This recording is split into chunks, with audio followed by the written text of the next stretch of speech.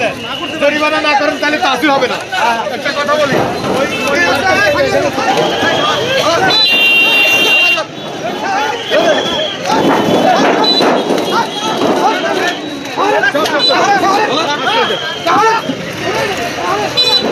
আপনারা দেখুন পৌরসভার নির্দিষ্ট জায়গা দেওয়ার পরও তারা রাস্তার পাশে মাছ ব্যবসা করে আছেন, তাদেরকে উচ্ছেদ অভিযান করা হচ্ছে।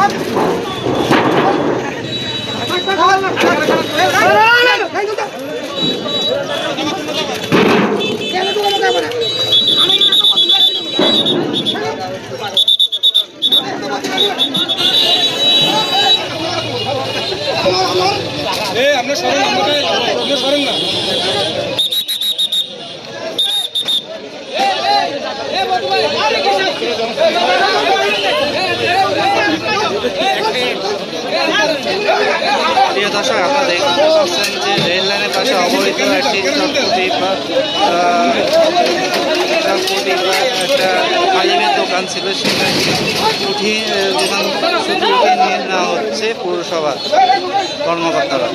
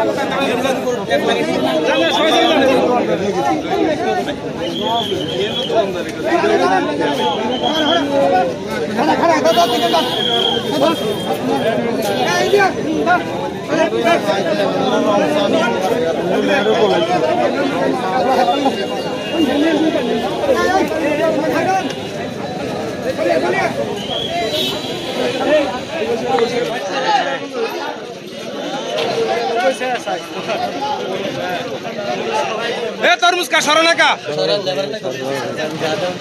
তুই আগে কে সরস দুই মিনিট সরস না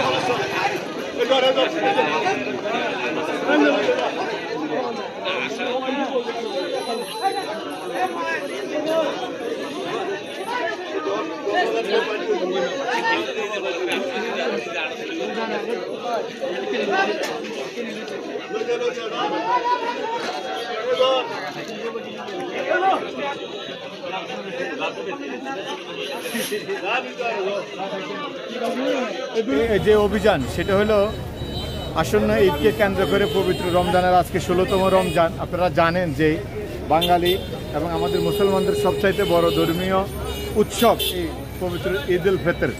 এই ঈদ উল ফিতরকে কেন্দ্র করে বাজারে প্রচুর ক্রেতা বিক্রেতার সমাগম ঘটে।